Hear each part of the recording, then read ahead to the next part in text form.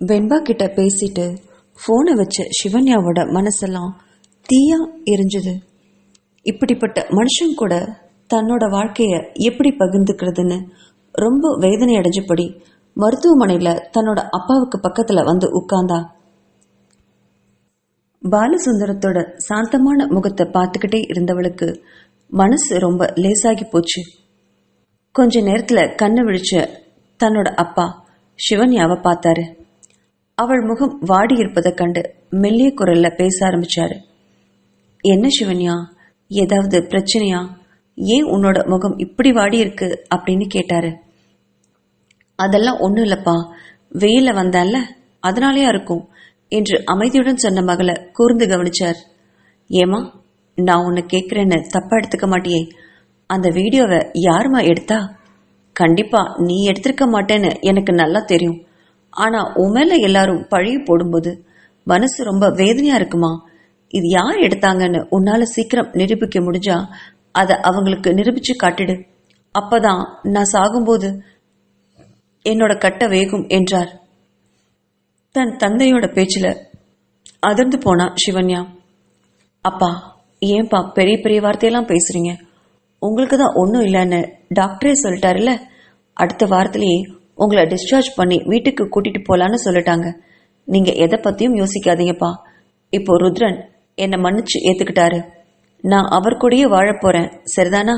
என்னை பத்தியும் நீங்க வருத்தப்படாதீங்க என்றால் வருத்தமான புன்னகையோடு. அதை கேட்ட பாலசுந்தரம் மெதுவா சிரிச்சாரு. நீ தப்பு பண்ணிருந்தேனா அவர் மன்னிக்கிறதுல ஒரு அர்த்தமும் நியாயமும் இருக்கு சிவன்யா. எனக்கு தெரிஞ்சு நீ தப்பே பண்ணிருக்க மாட்ட. அப்படி இருக்கும்போது பண்ணாத தப்ப உன் மேல பழிய ஏத்துக்கிட்டு அவர் கூட வாழ போறதெல்லாம் எனக்கு சரியா படலமா? தன்னோட தந்தையோட பேச்சில் சிவன்யா மனசு தைரியம் வந்துச்சு. இப்போ அதுக்கு என்னப்பா பண்ண முடியும் என்று கேட்டாள் சிவன்யா. நீ தப்பு பண்ணலன்னு நிரூபிச்சுட்டு அப்புறமா உன் கணவனோட சந்தோஷமா இருடா, அதுதான் இந்த அப்பாவுக்கும் பெருமை என்றார். அப்படி பேசிட்டு இருக்கும் போதே அரைக்கதவை திறந்துகிட்டு அபினவ் உள்ள வந்தான். அக்கா, நான் உன்கிட்ட கொஞ்சம் தனியா பேசணும், வெளில வரையா என்றான். அவனை பார்த்த பாலசுந்தரம், எதுவா இருந்தாலும் இங்கே பேச அபினவ், எனக்கு ஒண்ணும் இல்லை, நான் நல்லா தான் இருக்கேன் என்றார். தன்னோட தந்தையோட பேச்சுல கொஞ்சம் தயங்கி அப்பாவையும் சிவன்யாவையும் மாறி மாறி பார்த்தான் அபினவ். அக்கா, உன்னோட போனை நான் என் ஃப்ரெண்டு கிட்ட கொடுத்துருக்கேன்னு சொன்னேன்ல, உன்னோட வாட்ஸ்அப்புக்கு தான் அந்த வீடியோ வந்திருந்தா பேக்கப் கொடுத்து எடுத்துடலாம்னு சொன்னான். அதுக்கு எப்படியும் ஒரு நாளாவது டைம் வேணும்னு கேட்டிருக்கான். அப்படியே பேக்கப்ல யார் அனுப்புனதுன்னு தெரியறதுக்கு வாய்ப்பு ரொம்ப கம்மின்னு சொன்னான். அந்த வீடியோ வேணா திரும்ப வருமே தவிர அது யார் அனுப்பினாங்கன்னு கண்டுபிடிக்கிறதெல்லாம் ரொம்ப கஷ்டம்னு சொன்னான் என்று தயங்கினபடி சொன்னான் அபினவ். அதை கேட்ட சிவன்யாவுக்குமே கொஞ்சம் அதிர்ச்சி தான். இப்போ என்ன அபினவ் பண்றது அப்படின்னு கேட்ட சிவன்யா கிட்ட, அக்கா, அந்த சம்பவம் எப்போ எங்க நடந்ததுன்னு உனக்கு நினைவு இருக்கா? அப்போ உன் கூட யாரெல்லாம் இருந்தாங்க? அந்த இடத்துக்கு போனா ஒருவேளை ஏதாவது எவிடன்ஸ் கிடைக்கலாம் இல்லையா என்றான் அபினவ். அது ஊட்டில நடந்தது அபினவ். காலேஜ் டூர் போனப்போதான் அங்கதான் அந்த சம்பவம் நடந்திருக்கணும். ஆனா அதை எப்படி கண்டுபிடிக்கிறது என்றால், நீ அந்த ஹோட்டலோட பேரு அட்ரஸ் எல்லாம் கொடுக்கா, நானும் என்னோட ஃப்ரெண்டும் அங்க போய் பாக்குறோம். நமக்கு ஏதாவது குழு கிடைக்கலாம் இல்லையா? கொஞ்சம் சீக்கிரமா ப்ரொசீட் பண்ணலாம், ஏற்கனவே ரொம்ப லேட் ஆயிடுச்சுக்கா என்றான் கவலையோட. அதை கேட்ட பாலசுந்தரம் சிவன்யாவை பார்த்து, அவன் சொல்றதும் சரிதானம்மா, நீயும் வேணுமானாலும் அபினவ் கூட போயிட்டு வாயேன், எனக்கு எந்த பிரச்சனையும் இல்லை. இந்த பிரச்சனைக்கெல்லாம் ஒரு தீர்வு கிடைக்கணும், இதை இப்படியே இழுத்துட்டு இருக்க முடியாதுமா.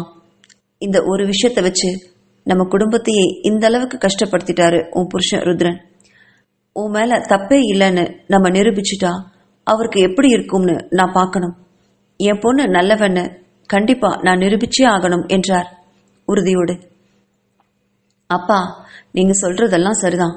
ஆனா இப்போ ருத்ரனும் ரிஷியும் வீட்டில் இருக்கும்போது என்னால ஊட்டிக்கெல்லாம் எப்படிப்பா போக முடியும்?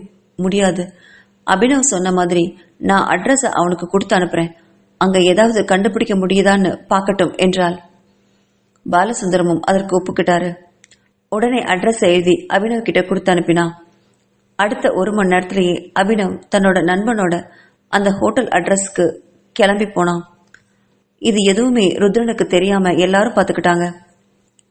ஆனா ருத்ரன் பிசினஸ்ல எத்தனையோ பார்த்தவன். தன்னை சுத்தி என்ன நடக்குதுங்கிற கவனிக்க முடியாத அளவுக்கு அவன் முட்டாள் கிடையாது. அபினவ் பதட்டத்தோட இருக்கிறதும், தன் தந்தை ஹாஸ்பிட்டல்ல இருக்கும்போது அவன் எங்கேயோ பேக் பண்ணிட்டு கிளம்புறதையும் பார்த்த ருத்ரன் ஏதோ நடக்குதுன்னு நினைச்சான். அபினவ் வீட்டை விட்டு வெளியே கிளம்பும்போது அபினவ் என்று கூப்பிட்டு நிறுத்தினான். திரும்பி பார்த்த அவன் கிட்ட, மாமா இப்போ ஹாஸ்பிட்டல்ல அந்த நிலைமையில இருக்கும்போது நீ எங்கப்பா போற என்று கேட்டான். அது அது ஒண்ணுமில்ல அத்தான், என்னோட ஃப்ரெண்டுக்கும் நானும் ப்ராஜெக்ட் விஷயமா கொஞ்சம் வெளியூர் போக வேண்டிய அவசியம் இருக்கு.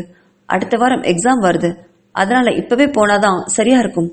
அப்பா கிட்ட நான் சொல்லி சமாளிச்சிட்டேன், 2 நாள்ல வந்துருவேன் தான் என்றான். ஓ சரி வா, நானே உன்னை பஸ் ஸ்டாண்ட்ல இறக்கி விடுறேன் என்றான் ருத்ரன். இல்லத்தான், நானே போயிடுவேன் என்றதும், அட வா அபினவ், நான் சும்மா தானே வீட்டில் இருக்கேன் என்று அவன் தோல்ல கையை போட்டபடி வெளியில கூட்டிட்டு போனான். கார்ல போற வழியில ருத்ரன் கேட்டான், ஆமா நீ நிஜமாவே ப்ராஜெக்ட் விஷயமா தான் வெளியூர் போறியா, இல்ல அந்த வீடியோ பத்தி ஏதாவது க்ளூ கிடைச்சு போறியா என்று கேட்டான். ருத்ரன் கேட்டதுல அபினவ் திடுக்கிட்டான். அத்தான், அது அது வந்து அத்தான் என்று இழுத்து கொண்டிருந்தான். பரவாயில்ல சொல்ல அபினவ், எனக்கும் என் மனைவி மேல எந்த தப்பும் இருக்கக்கூடாதுன்னு ஆசை இருக்காதா, சொல்லு என்ன விஷயம் என்றான். அப்போ நடந்த விஷயத்த எல்லாத்தையுமே மடமடன்னு சொன்னான் அபினவ். அத்தான், ஊட்டிக்கு பிக்னிக் போகும்போது இந்த சம்பவம் நடந்திருக்கு. ஆனா அக்கா அப்படி அவங்களோட டூர் போகும்போது அவளுடைய மொபைல் டிஸ்பிளே உடஞ்சிருக்குன்னு சொல்லி சென்னையிலேயே அவ போனை ஒரு ஷாப்ல ரிப்பேருக்கு கொடுத்துட்டு தான் போயிருக்கா. அந்த பில் கூட என்கிட்ட தான் இருக்கு என்று சொன்னவன், அப்படி இருக்கும்போது அந்த வீடியோவை சிவன்யா அவளுடைய மொபைல்ல எப்படி எடுத்திருக்க முடியும் மாமா? யாரோ தான் சிவன்யாவுக்கு அந்த வீடியோவை அனுப்பியிருக்கணும். அதான் யாருன்னு எங்களால கண்டுபிடிக்கவே முடியல. என் ஃப்ரெண்டு கிட்ட அக்கா போனை கொடுத்துருந்தேன், ஆனா அவன் அந்த வீடியோவை எடுக்க முடியுமே தவிர அது யார் அனுப்பினாங்கன்னு கண்டுபிடிக்க முடியாதுன்னு சொல்லிட்டான் என்றான் கவலையோடு. முழுவதும் கேட்ட ருத்ரன் காரை சடன் பிரேக் போட்டு நிறுத்தினான். போன் அன்னைக்கு சிவன்யா கிட்ட இல்லையா என்று அதிர்ச்சி அடைஞ்சு ஒரு நிமிஷம் யோசிச்சவன், சரி இப்போ அந்த போன் எங்க இருக்கு, வாங்கிட்டு வா, எங்கிட்ட கூட நான் பாக்குறேன் என்றான். அது அத்தான், அது எப்படி முடியும்? என் ஃப்ரெண்டு சொன்னானே யார் அனுப்புனதுன்னு கண்டுபிடிக்கிறதெல்லாம் ரொம்ப கஷ்டம்னு. நீ உன்னோட ஃப்ரெண்டோட லெவல்லே பார்த்துருக்க, நான் வேற ஆளுங்க ப்ரொஃபஷனலா இருக்கவங்க கிட்ட கொடுத்து பார்க்குறேன். பணத்துக்கு தகுந்த மாதிரி வேலை பார்க்குறவங்க இங்க நிறைய பேர் இருக்காங்க அபினவ். உங்க அக்கா ஃபோன் எங்க இருக்கு என்று கேட்டான். நேரா அவனுடைய நண்பன் வீட்டுக்கு போய் போனை வாங்கிக்கிட்டான் ருத்ரன். சரி அபினவ், நீ ஊட்டிக்கு இப்ப கிளம்பு. எனக்கு தெரிஞ்ச ஃப்ரெண்டு ஊட்டியில் ஒருத்தர் இருக்கான், அவன் உனக்கு எல்லா விதத்திலையும் உதவி பண்ணுவான். அந்த ஹோட்டல்ல கண்டிப்பா சிசிடிவி கேமரா இருக்கும், அதையும் செக் பண்ண. எல்லா விதத்திலையும் நான் உனக்கு மறைவா உதவியா இருப்பேன். ஆனா நான் உன் பின்னாடி இருக்கிறது சிவன்யாவுக்கு எப்பவும் தெரியக்கூடாது, புரிஞ்சுதா? அதை எப்பவும் நீ மனசுல வச்சுக்கோ என்று கூறி அவனை ஊட்டிக்கு அனுப்பி வச்சான் ருத்ரன். ஊட்டிக்கு தன் நண்பன் அசோக் அப்படிங்கிறவனோட பஸ் ஸ்டாண்ட்ல போய் இறங்கினான் அபினவ். அங்க ஏற்கனவே ருத்ரனோட நண்பன் ரியாஸ் என்பவர் அவனுக்காக காத்துட்டு இருந்தாரு. அபினவையும் அசோக்கையும் கூட்டிட்டு போய் ஒரு நல்ல ஹோட்டல்ல தங்க வச்சாரு. அடுத்த நாள் சிவன்யா சொன்ன அந்த ஹோட்டல்ல விசாரிக்க 3 பேரும் கிளம்பினாங்க. மறுநாள் அவர் சொன்ன நேரத்துக்கு அபினவையும் அசோக்கையும் அழைச்சிட்டு சிவன்யா கொடுத்த அந்த ஹோட்டலுக்கு போனாங்க. அங்க 6 வருஷத்துக்கு முன்னாடி கல்லூரி மாணவர்கள் தங்கிய தேதியை சொல்லி அங்குள்ள மேனேஜரை ரியாஸ் விசாரிச்சார். ஆனா அந்த ஹோட்டலோட மேனேஜர் இவங்களுக்கு எந்த ஒத்துழைப்பும் கொடுக்கவே இல்லை. சார், நீங்க யாருன்னே முதல்ல எனக்கு தெரியாது, இப்படி திடீர்னு வந்து இதெல்லாம் கேட்டா அதெல்லாம் எப்படி சார் கொடுக்க முடியும் என்று ஒரேடியாக மறுத்தார். உடனே ரியாஸ் ருத்ரனுக்கு போன் பண்ணி விஷயத்த சொன்னார். ருத்ரன் மேனேஜர் கிட்ட பேசுறதா சொல்லி போனை அவர்கிட்ட கொடுக்க சொன்னான். ஹலோ சார், நான் ஹோட்டல் மேனேஜர் பேசுறேன். நீங்கெல்லாம் யார் சார்? இவங்க கேட்ட மாதிரியெல்லாம் 6 வருஷத்துக்கு முன்னாடி இருக்கிற வீடியோவையெல்லாம் எங்களால் எப்படி எடுக்க முடியும்? முடியாது சார், அதெல்லாம் சீக்ரெட், கண்டிப்பா முடியாது என்று மறுத்தார். அதை கேட்ட ருத்ரன், இங்க பாருங்க சார், என்னை பத்தி உங்களுக்கு தெரியாது. நான் நினைச்சா உங்க ஹோட்டல்லையே விலைக்கு வாங்கிடுவேன். நீங்க எவ்வளவு பணம் கேட்டாலும் இப்ப நான் கொடுக்க தயாரா இருக்கேன். இல்ல எனக்கு பணம் வேண்டாம், போலீஸ் ஸ்டேஷன் தான் போவேன்னா தாராளமா போங்க, அங்கிருந்து நானே உங்களுக்கு ஆர்டர் வாங்கி தரேன். எனக்கு அதுல எந்த பிரச்சனையும் இல்லை. எனக்கு தெரிஞ்ச கமிஷனர் வேற அங்க இருக்காரு, அவர்கிட்ட சொல்லி விசாரிக்க சொல்லவா என்று கேட்டான். உடனே மேனேஜர் கொஞ்சம் வழிக்கு வந்தாரு. சார், 6 வருஷத்துக்கு முன்னாடி இருக்கிற வீடியோவெல்லாம் தேடணும்னா எனக்கு கொஞ்சம் டைம் வேணும் சார் என்றான். சரி, நாளைக்கு அவங்கள வர சொல்றேன், எல்லா வீடியோவையும் ரெடியா வைங்க என்று சொன்னான் ருத்ரன். சரிங்க சார் அப்படின்னு சொல்லி போனை வச்சாரு மேனேஜர். அவங்க 3 பேரும் அன்னைக்கு போயிட்டு அடுத்த நாள் காலையில வந்து வீடியோவை கேட்டு வாங்கி பார்த்தாங்க. அந்த வீடியோவை பார்த்த அபினவுக்கு ரொம்ப அதிர்ச்சி தான். ஏன்னா அங்கங்க வசுந்தரா தான் வினித் கிட்ட பேசிட்டு இருந்தது அந்த வீடியோவில் பதிவாகி இருந்தது. மற்றபடி வினித் கிட்ட சிவன்யா பேசியதாகவோ வெண்பா கூட பேசினதாகவோ எந்த வீடியோவுமே அதுல இல்ல. பார்ட்டி நடக்க தொடங்கின நேரம் முதல் முடியும் வரை சிவன்யா பார்ட்டியில அதே இடத்துல தான் உட்கார்ந்துட்டு இருந்தா. வசுந்தரா தான் அவ்வப்போது போயிட்டு வந்துட்டு இருந்தா. அந்த வீடியோவை பென்டிரைவ்ல காப்பி பண்ணி அதை டாக்குமெண்டா மாத்தி ருத்ரனுக்கு அனுப்பி வச்சான் அபினவ். அதை கண்ட ருத்ரனும் அதிர்ச்சி அடைஞ்சான். மறு வினாடியே வினித்துக்கு போன்ல கூப்பிட்டான். ஹலோ வினித், நான் ருத்ரன் பேசுறேன் என்ற அவனுடைய குரல்ல ஏதோ வித்தியாசம் இருக்கிறத உணர்ந்த வினித், சொல்லுங்க ருத்ரன், என்ன விஷயம்?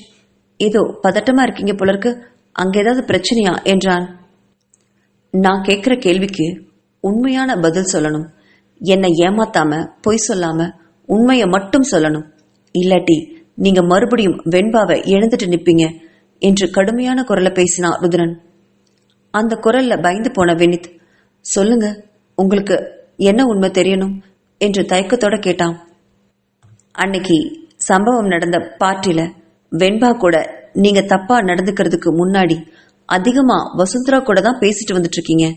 அது சிசிடிவில அப்படியே பதிவாயிருக்கு. உங்களுக்கும் வசுந்தராவுக்கும் இந்த அளவுக்கு நெருங்கிய பழக்கம் இருந்துச்சா? வெண்பாவுடனான தப்பான உறவுல வசுந்தராவோட பங்கு இருந்துச்சா? எனக்கு உண்மையான பதில் வேணும் என்று ஆத்திரத்துடன் கேட்டான் ருத்ரன்.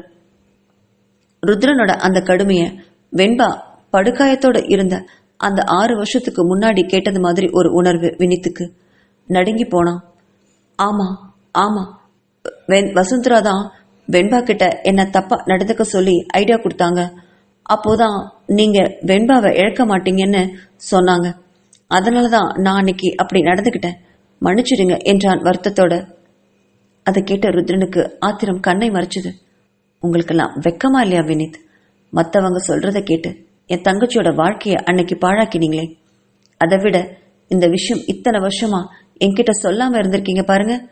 அன்னைக்கே ஒரு வார்த்தை இதை பத்தி என்கிட்ட சொல்லியிருந்தீங்கன்னா சிவன்யாவை நான் இவ்வளவு கஷ்டப்படுத்திருக்கவே வேண்டாமே என்றான்.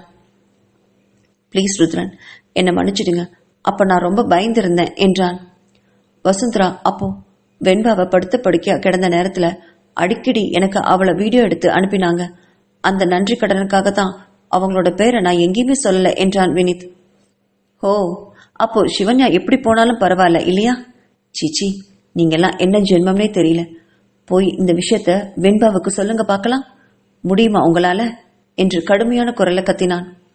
ருத்ரன் ப்ளீஸ், நான் பண்ணது தப்புதான், தயவு செஞ்சு என்னை மன்னிச்சிடுங்க என்றவனை என்ன செய்வது என்று தெரியாமல் கோவத்தை வெகுவாக அடக்கிக் கொண்டான். கொஞ்ச நேரம் மௌனமா இருந்தவன், ஓகே வினித், என் தங்கைக்காக உங்களை மன்னிக்கிறேன்.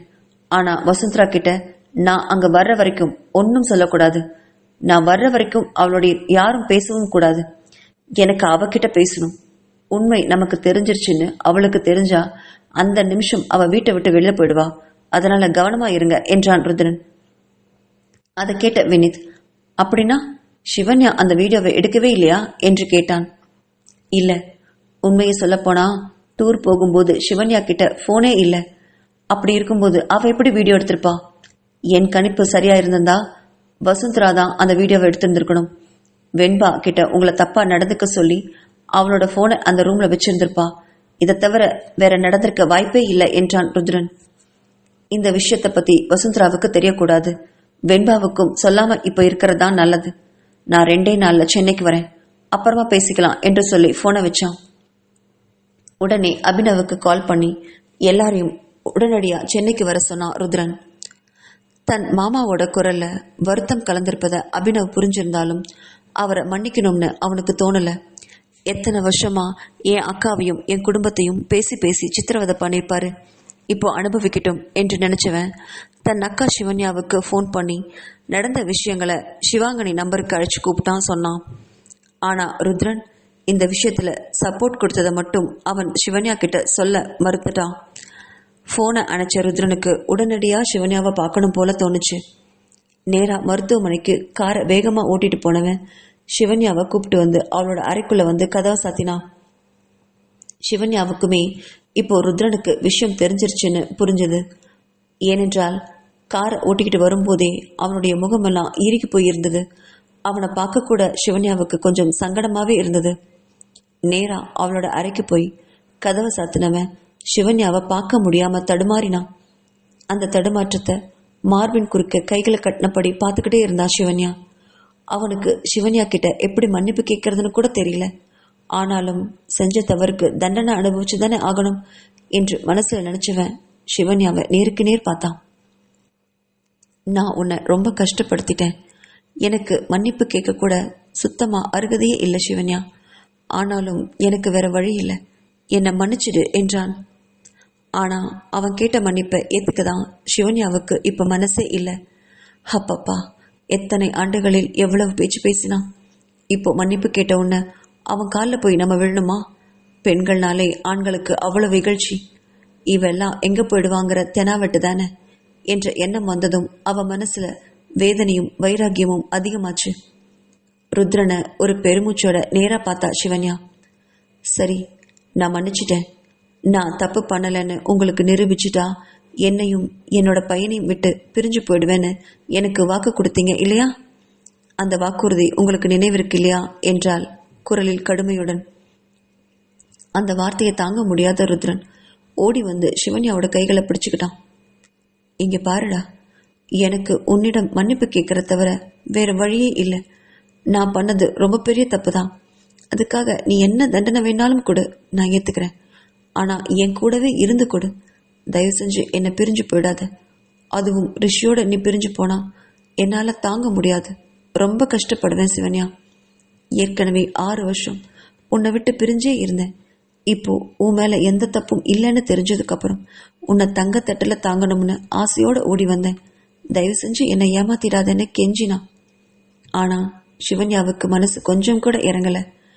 அவனுடைய கைகள்ல இருந்து தன்னோட கைகளை மெதுவா விடுவிச்சு கொண்டு அவனை விட்டு வேறு பக்கம் திரும்பி நின்னா. இப்போ நீங்க என்னதான் மன்னிக்கணும் சார். என்னால உங்க கூட வாழ முடியாது. நான் தப்பு பண்ணலன்னு எத்தனையோ தடவை உங்ககிட்ட கெஞ்சி இருக்கேன். ஆனா ஒரு தடவை கூட நீங்க என்ன நம்பவே இல்லை. உங்க தங்கச்சிக்காக அவளோட பேச்சை கேட்டுட்டு என்ன ரொம்ப சித்திரவதை பண்ணீங்க. இப்போ எல்லா உண்மையும் தெரிஞ்சதுக்கு அப்புறம் மன்னிச்சு ஏத்துக்கோன்னு ஒரே வார்த்தையால சொன்னா எல்லாத்தையும் மறந்து நான் எப்படி வாழ முடியும் உங்க கூட? நீங்க சொன்னபடி எனக்கு செய்யுங்க சார், அது போதும். இப்போ எனக்குன்னு இருக்கிறது இந்த ஒரே ஒரு குழந்தை தான். அவனை மட்டும் என்கிட்ட இருந்து பிரிச்சிடாதீங்க. எனக்கு செஞ்ச கொடுமைகளுக்கெல்லாம் பரிகாரம் செய்யணும்னு நீங்க மனசார நினைச்சீங்கன்னா ரிஷியை எனக்காக விட்டு கொடுங்கன்னு கையெடுத்து கும்பிட்டா சிவன்யா. அந்த பதில ஆடி போனா ருத்ரன். வேண்டாம் சிவன்யா, நான் சொல்றத கொஞ்சம் கேள. நான் உனக்கு என்ன பண்ணணும் சொல்லு, எல்லாமே பண்றேன். உன்னை தனியா வச்சு நல்லா பார்த்துக்கணுமா? வா, நாம 3 பேரும் தனியா போயிடலாம். நீ, நான், ரிஷி மட்டும் போதும். வேற யாரும் வேண்டாம். கண்காணாம எங்கேயாவது கூட போயிடலாம். வா சிவன்யா, தயவு செஞ்சு என்னை பிரிஞ்சிடாத. எனக்கு அது ரொம்ப பெரிய தண்டனை என்று கெஞ்சினான். ஆனா அவளோ இறங்கவே இல்லை. பிடிவாதமா மறுத்துட்டா. கொஞ்ச நேரம் போராடி பார்த்தவன் சிவன்யாவோட பிடிவாதம் உறுதியானதுன்னு தெரிஞ்சு மனசு ரொம்ப வேதனை அடைஞ்சான். பிறகு பெருமூச்சோட நிமிர்ந்தான். சரிதான் சிவன்யா, உனக்கு என்ன பிரியறதுதான் சந்தோஷம்னா நீ தாராளமா அந்த சந்தோஷத்தை அனுபவிச்சுக்கோ என்றான். அவன் சொன்னதற்கு உடனே பதிலும் சொன்னா சிவன்யா. எனக்கு டிவோர்ஸ் வேணும் என்ற சிவன்யாவின் ஒரே வார்த்தையில் உயிரே போனது போல உணர்ந்தான் ருத்ரன். மௌனமா சிவன்யாவை பார்த்துக்கிட்டே சம்மதம் அப்படிங்கிற மாதிரி தலையசைச்சான். கொஞ்ச நாள்ல நீ கேட்டது போல உனக்கு டிவோர்ஸ் பத்திரம் வந்துடும். 2 பேருமே மியூச்சுவலா பிரிஞ்சிடலாம், சரிதானா? உனக்கு ஏதாவது ஜீவனாம்சம் வேணும்னா சொல்லு, என் சொத்து முழுசையும் உனக்கே கொடுத்துடுறேன் என்றான். அதை கேட்டு விரக்தியா சிரிச்சா சிவன்யா. மறுபடியும் மறுபடியும் பணம்னு சொல்லி உங்களுடைய வாழ்க்கையை நீங்களே அழிச்சுக்கிட்டீங்க. எனக்கு உங்ககிட்ட இருந்து 10 பைசா கூட வேண்டாம். நீங்க போகலாம். இனிமே உங்களுக்கும் எனக்கும் எந்த சம்மந்தமும் இல்லை. உங்க தங்கச்சியோட நீங்க சந்தோஷமா வாழுங்க. நான் என் பையனோட சிங்கப்பூருக்கு அடுத்த வாரம் போவேன். குட் பை என்று அவளை நேரா பார்த்தபடி சொன்னான். அதற்கு பிறகு ருத்ரன் ஒரு வார்த்தையும் பேசல. அதற்கு பிறகு ருத்ரன் எதுவுமே பேசாம தன்னுடைய பொருட்களை தான் பெட்டியில அடைச்சுக்கிட்டு அவளை திரும்பி பார்த்தா தன்னையும் மீறி அழுதுருவோமோன்னு பயந்தவன் சிவன்யாவை திரும்பி கூட பார்க்காம அந்த வீட்டை விட்டு கிளம்பினான் ருத்ரன். சிவன்யாவோட வீட்டை விட்டு வெளில வந்த ருத்ரனுக்கு அடுத்து தன்னோட வாழ்க்கையில எதுவுமே இல்லாதது போல ஒரு உணர்வு வந்துச்சு. இத்தனைக்கும் காரணமான அந்த வசுந்தராவை கொலையே பண்ணினும் போல ஆத்திரம் அவனுக்கு மனசுல பொங்கிட்டு வந்தது. நேரா மும்பைக்கு போய் தன்னோட வீட்டுக்குள்ள போனான். வசுந்தரா, ஏய் வசுந்தரா என்று வீடே அதிரும் வண்ணம் கத்தினான் ருத்ரன். அந்த கத்தல்ல வீட்டுல வேலை செய்யற எல்லாருமே ஹால்ல வந்து கூடினாங்க. ருத்ரன் எல்லாரையும் பார்த்து முறைக்க மறு வினாடியே அனைவரும் உள்ள போய் மறைஞ்சாங்க. தன் அண்ணனோட சத்தத்தால அதிர்ந்து போய் வெளியே ஓடி வந்த வெண்பாவை தொடர்ந்து வினித்தும் வந்தான். வசுந்தராவுக்கு என்ன நடக்கிறதுனே புரியாம திரு திருன்னு வந்து விழிச்சபடி ஹால்ல வந்து நின்னான். என்னாச்சு ருத்ரன் என்று கேட்ட வசுந்தராவை முறைச்சான். ஏச்சி, என் பேரை சொல்லி கூப்பிடாது என்று ருத்ரனோட கண்கள்ல நெருப்பு கோலத்துல இருந்துச்சு. அதை பார்த்து அவ முறைச்சதுல வசுந்தராவுக்கு கைகாலெல்லாம் நடுங்குது. தன் அண்ணனை இந்த கோலத்துல பார்த்த வெண்பாவுக்கு மனசு பதறி போச்சு. அவன் பக்கத்துல வந்து நின்று அவனோட கையை அன்பா பிடிச்சா. அண்ணா, என்னன்னா ஆச்சு? ஏன் இப்படி கத்துறீங்க? உடம்புக்கு ஏதாவது சரியில்லையா? வாங்கண்ணா, நம்ம வேணா போய் டாக்டரை பார்க்கலாம் என்றாள். வெண்பாவோட கைகளை மெதுவா ஒதுக்குனவன் வசுந்தராவை மெதுவா பார்த்து நடந்து வந்தான். அவன் நடந்து வந்ததை பார்த்து தோரணைய சிங்கம் ஒண்ணு தன்னை நோக்கி வர்றது போல வசுந்தராவுக்கு ஒரு உணர்வு ஏற்பட்டுச்சு. அவளும் அவனை அறியாமையே பின்னாடி நகர்ந்துகிட்டே போனான். ஒரு கட்டத்துல சோஃபாவில் மோதி கீழே விழ ருத்ரன் அவளுக்கு எதிரில் இருந்த ஒரு சோஃபாவில் கால் வச்சு நின்னான். நீ எல்லாம் ஒரு பொண்ணா? சி, உன்னை அடிக்கிறதுக்கு தொட்டா கூட எனக்கு அது பாவம். இப்போ நடந்த உண்மைய நீயா வெண்பா கிட்ட சொல்றியா, இல்ல நான் உன்னை போலீஸ் ஸ்டேஷனுக்கு கூட்டிட்டு போய் அங்க சொல்ல வைக்கட்டுமா என்று மிரட்டினான்.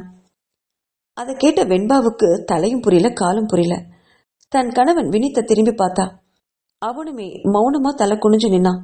இங்க என்ன நடக்குது என்று அவள் கேட்டா. மீண்டும் தன் அண்ணன் கிட்ட வந்து நின்னா. அண்ணா, இவங்க நம்ம வீட்டுக்கு வந்த கெஸ்ட், இவங்க கிட்ட இப்படியா நடந்துக்க கூடாது? உங்களுக்கு தெரியாதா அண்ணா, ஒருவேளை சிவன்யா வசுந்தராவை பத்தி ஏதாவது தப்பா சொல்லி உங்களை ஏத்தி விட்டுட்டாலோ என்று மனசுல இருந்தத அப்படியே கேட்டா. தன் அண்ணனை சமாதானம் பண்ண முயற்சி பண்ணா. நீ கொஞ்சம் பேசாம அந்த பக்கம் போய் நிக்கிறியா வெண்பா? உன் வாழ்க்கையில என்ன நடக்குதுன்னு உனக்கு தெரியணும்னா இப்ப நீ கொஞ்ச நேரம் அமைதியா இருந்துதான் ஆகணும் என்றவன் வசுந்தராவை திரும்பி பார்த்தான். இப்ப நீ உண்மையை சொல்ல போறியா, இல்ல நான் போலீஸ் ஸ்டேஷனுக்கு கால் பண்ணவா என்று அவனுடைய அலைபேசியை எடுத்தான். ருத்ரன் என்ன சொல்றான்னு வசுந்தராவுக்கு புரியல. ஒருவேளை அந்த வீடியோ விஷயம் தெரிஞ்சிருச்சோன்னு நினைச்சா. நீங்க என்ன சொல்றீங்க? எனக்கு ஒன்னும் புரியலையே, தெரியலையே என்று தடுமாறி சொன்னான். அந்த வீடியோ எடுத்தது யாரு? உண்மையை சொல்லு என்றான். இப்போ எல்லாம் புரிஞ்சது வசுந்தராவுக்கு. தான் செஞ்சதெல்லாமே வெளியே வந்துடுச்சு. ஆனா எவிடன்ஸ் எதுவும் கிடையாதே, சும்மா மிரட்டி பார்க்கறானோ அப்படின்னு நினைச்சவ அது சிவன்யாதான் என்று சொல்லி முடிக்கிறதுக்கு முன்னாடியே அவன் அவளை ஓங்கி அடிச்சிருந்தான். கண்ணம் எரிஞ்சது வசுந்தராவுக்கு. கண்கள்ல கண்ணீர் வழிஞ்சது. அதை கண்ட வெண்பா பதறி போனான். ஐயோ அண்ணா, வசுந்தராவை அடிக்கிறதுக்கு நம்மளுக்கு உரிமையே இல்லை, சொன்னா கேளுங்கண்ணா என்றவகிட்ட. உன்னை அமைதியா இருக்க சொன்ன வெண்பா என்று ரௌத்ரமாக பேசினவன் மறுபடியும் வசுந்தராவை நோக்கி திரும்பினான். நீ இப்ப உண்மையை சொல்லலைன்னா என்ன ஆனாலும் பரவாயில்லன்னு உன்னை இங்கேயே அடிச்சு கொண்டுடுவேன், சொல்லுடி என்றான். தன் குட்டு வெளியில வந்தே விட்டது என்று உணர்ந்த வசுந்தரா நடந்த உண்மைகளை மெதுவா சொல்ல ஆரம்பிச்சா. அந்த வீடியோ எடுத்தது நான் தான். நான் உங்க மேல ரொம்ப ஆசைப்பட்டேன் ருத்ரன். ஆனா நீங்க சிவன்யாவை தான் காதலிக்கிறேன்னு தெரிஞ்சதும் எனக்கு அவ மேல பொறாம வந்தது. மேலும் உங்களை கல்யாணம் பண்ணிக்கணும்னா அதுக்கு வெண்பாவோட சப்போர்ட் வேணும்னு எனக்கு பட்டுச்சு. அதனால வெண்பாவையும் சிவன்யாவையும் பிரிக்கணும்னு நினைச்சேன். அதனால வெண்பாவுக்கும் சிவன்யாவுக்கும் வினிதால ஏற்கனவே இருந்த பிரச்சனைய பெருசு பண்ணி அவங்க 2 பேரும் ஒட்டுக்கா இருக்கிற அந்த வீடியோவை எடுத்து சிவன்யா மேல அந்த பழிய போட்டேன். வெண்பாவும் அதை நம்பிட்டா. எல்லாமே உங்க மேல வச்சிருந்த காதலால் தான் ருத்ரன் என்று அவனை பார்த்து அழுகையோட சொன்னா வசுந்தரா. அதை கேட்ட வெண்பாவுக்கு தலையில இடி விழுந்தது மாதிரி இருந்தது. ஐயோ, இத்தனைக்கும் காரணம் இந்த வசுந்தராவா? அப்போ சிவன்யா இல்லையா? ஐயோ, அவளை நம்ம என்ன பாடுபடுத்திட்டோம் என்று மனசு கசங்கி போச்சு அவளுக்கு. வசுந்தராவை கேவலமா பார்த்தா. உன்னையெல்லாம் நான் எங்க வச்சிருந்தேன் வசுந்தரா? உனக்கு தெரியும்ல, என் வாழ்க்கையில நடந்த எல்லாத்தையுமே உன்கிட்ட சொன்னேனே. அந்த நட்புக்கே துரோகம் பண்ணிட்டியே. சீச்சி, இனிமே என் கண்ணு முன்னாடியே வராத. எங்க அண்ணா உன்னை கொல்றதுக்குள்ள இங்கிருந்து போயிடு என்று கத்தினாள். வசுந்தரா வெளியில ஓடி போக நினைச்சப்போ ருத்ரன் குறுக்க வந்து நின்னா. உன்னை போலீஸ்ல ஒப்படைக்காம விடுறதுக்கு ஒரே காரணம், நீ ஒரு பொண்ணு, அந்த நிலைக்கு உன்னை தள்ளக்கூடாதுங்கிறனாலதான். இதுதான் உனக்கு கடைசி. இன்னும் எந்த காரணத்துக்காகவும் இந்த வீட்டு பக்கமே நீ வரக்கூடாது. உன்னோட சாப்டர் இங்கேயே இப்பவே க்ளோஸ், புரிஞ்சுதா என்றான் கடுமையாக. பயத்துடன் தலையை ஆட்டிய வசுந்தரா வீட்டை விட்டு ஓடியே போனா. அவள் போறத 3 பேரும் பார்த்துக்கிட்டு தான் இருந்தாங்க. அடுத்த நொடி வெண்பா ருத்ரன் கிட்ட வந்து நின்னா. அண்ணா, நானும் தான் இதுக்கெல்லாம் காரணம். என்னை மன்னிச்சிடுங்கண்ணா. நான் சிவன்யா கிட்ட பேசணும். அவ கையில காலில் விழுந்தாவது மன்னிப்பு கேட்கணும். அவளை கூட்டிட்டு வாங்கண்ணா என்றாள். அதை கேட்டு ருத்ரன் விரக்தியா சிரிச்சான். முடிஞ்சிடுச்சுமா, எல்லாம் முடிஞ்சது. சிவன்யா இனிமே என் கூட வாழ மாட்டேன்னு சொல்லிட்டா. குழந்தையும் எடுத்துட்டு சிங்கப்பூருக்கே போயிட்டா. இனி நமக்கும் அவளுக்கும் எந்த உறவும் இல்லை. அவ கேட்டபடி டிவோர்ஸ் கொடுக்குறேன்னு கூட நான் சம்மதம் சொல்லிட்டு வந்துட்டேன் என்றான் எங்கேயோ பார்த்தவாறு. அதை கேட்ட வெண்பாவுக்கு என்ன பண்றதுனே தெரியல. தன் கணவன் வினித் கிட்ட ஓடி வந்து அவன் கைகளை பிடிச்சு கதறினான். வாங்க வினித், நம்ம போய் சிவன்யா கிட்ட பேசலாம். அவ காலில் விழுந்தாவது நான் அவளை இங்க கூட்டிட்டு வரேன் என்று அழுத்தமாக அடம் பிடிச்சா. வினித் அப்போ ருத்ரனை திரும்பி பார்த்தான். ருத்ரன் வேண்டாம் அப்படின்னு தலையசைச்சான் வினித்தை பார்த்து. வெண்பா, சிவன்யாவை நம்ம ரொம்ப கஷ்டப்படுத்திருக்கோம். அவளுக்கும் கொஞ்சம் டைம் வேணும்டா. இப்ப போனா இன்னும் அவளுக்கு கோபம் கூடுமே தவிர குறையாது. கொஞ்சம் விட்டு பிடிக்கலாம். சிவன்யா எனக்காகத்தானு கடவுள் படைச்சிருந்தா. எங்களை பிரிக்க யாராலையும் முடியாது. நீ கொஞ்சம் அமைதியா இரு என்றான். அவன் வினித்தை நோக்கி வெண்பாவை கூட்டி செல்லும்படி கண் அசைத்தான். உடனே வினித் வெண்பாவை அழைச்சிட்டு தங்களோட அறைக்கு கிளம்பினான். ருத்ரனை பிரிஞ்சு வந்த சிவன்யாவை வீட்டுல எல்லாருமே ரொம்ப திட்டினாங்க. உனக்கெல்லாம் அறிவே இல்லையாடி சிவன்யா? அவர்தான் ஏதோ உன்னை தப்பா புரிஞ்சுக்கிட்டு உன்னை சித்திரவதை பண்ணாரு. அது தப்புதான், நானும் அதை ஒத்துக்கிறேன். ஆனா அவருக்கு எல்லா விஷயமும் தெரிஞ்சதுக்கு அப்புறமும் உன்கிட்ட காலில் விழுகாத குறையா மன்னிப்பு கேட்டு அவர் நின்னப்போ அவரை விட்டு ஒரேடியா பெரியன்னு வந்து நிக்கிறியே, நீ எல்லாம் வாழ்க்கையில எப்படி உருப்படுவ என்று கரிச்சு கொட்டுனா சிவன்யாவோட அம்மா ருக்மணி. பாலசுந்தரம் ஹாஸ்பிட்டல்ல இருந்து டிஸ்சார்ஜ் ஆனவர் விஷயத்தை கேள்விப்பட்டு எதுவுமே பேசாம மௌனமானாரு. அவர் நினைச்சதே வேற. சிவன்யா மேல எந்த தப்பும் இல்லைன்னு நிரூபிச்சதுக்கு அப்புறமா தன்னோட மகள் தன் கணவன் கூட சந்தோஷமா குடும்பம் நடத்துவான்னு தான் எதிர்பார்த்தாரு. ஆனா சிவன்யா இப்படி முறுக்கிட்டு நிக்கிறது அவருக்குமே கொஞ்சம் பிடிக்காம தான் இருந்தது. அபினவும் சிவாங்கினியும் கூட தன் அக்காவோட முடிவை ஏத்துக்கவே இல்லை. மிதுனும் ராகவியோ சொல்லவே வேண்டாம். வீட்டுல போகும்போதும் வரும்போதும் சிவன்யாவை எல்லாரும் திட்டிக்கிட்டே இருந்தாங்க. அதை தாங்க முடியாத சிவன்யா உடனே சிங்கப்பூருக்கு கிளம்பி செல்லணும்னு முடிவு பண்ணான். அனைவரும் இப்படி திட்டினா ரிஷியோ வேற மாதிரி அடம் பிடிச்சான். சில நாட்களாக அப்பாவோட அருகாமைய அனுபவிச்சவன் தானே ரிஷி. இப்போ தன்னோட அப்பா தான் பக்கத்துல இல்லைங்கிறத அவனால ஏத்துக்கவே முடியல. அப்பா வேணும், அப்பா கிட்ட கூட்டிட்டு போங்கன்னு அழுது அழுது ஓஞ்சு போனான். அவனுக்காகவாவது ருத்ரனை ஏத்துட்டு இருக்கணும் அப்படின்னு வீட்டுல இருக்கிறவங்க எல்லாருமே அவளை குத்தம் சொன்னாங்க.